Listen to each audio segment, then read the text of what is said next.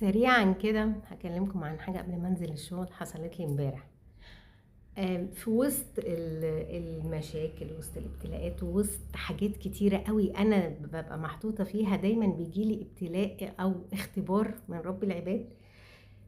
في الحاجة دي لو انا مشيت فيها هتحللي كل مشاكلي، هتحللي حرفيا كل مشاكلي.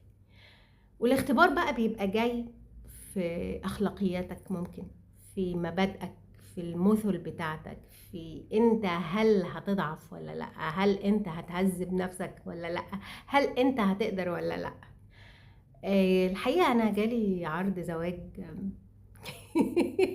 في السن ده، ودلوقتي من شخصية مش من نفس جنسيتي. ما شاء الله تبارك الله، ربنا يبارك له ويزيده من نعيمه.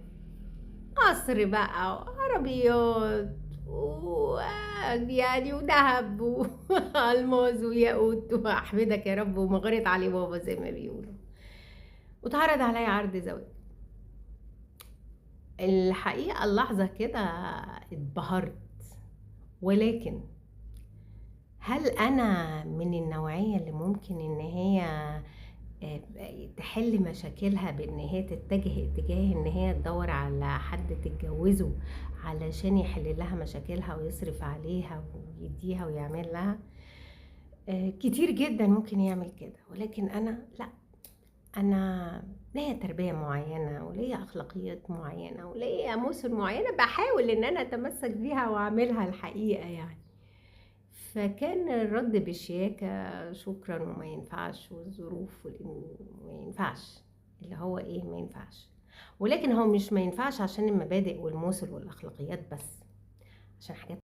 عشان انت ما ينفعش تحط نفسك في نقطة انك انت بعت نفسك علشان تحل مشكلة معينة او مشاكل معينة في حياتك، والاخر هيبص لك نفس البصة، والاخرين هيبصوا لك نفس البصة، ان هو اشتراك بالماني، باللارجان زي ما بيقولوا.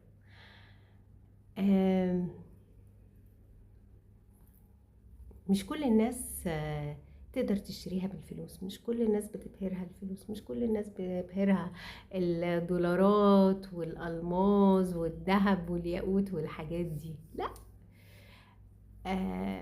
انا من وجهة نظري اللي انا عايزاه ان شاء الله مجهودي، تعبي، فكري، تعليمي، ثقافتي، الرسالة اللي أنا عايزة أؤديها، هي دي اللي عن طريقها أنا أقدر أحقق اللي أنا عايزاه. إن أنا يوم الحساب ليا وقعات وزلات وبلاوي زرقاء كتير، ولكن برضو هحاول على قد ما أقدر إن أنا أجاهد نفسي إن أنا بعملي وعلمي وتعليمي وثقافتي قدرت اعمل حاجة، قدرت اوجه رسالة، قدرت اعلم نفسي واجاهدها واحقق اللي انا عايزاه، ان طال الوقت ام قصر، ولسه مشوار طويل بس هوصل ان شاء الله. انا املي في ربنا ويقيني فيه كبير، هوصل بمجهودي مش بمجهود الاخرين او تسلق على اموال الاخرين.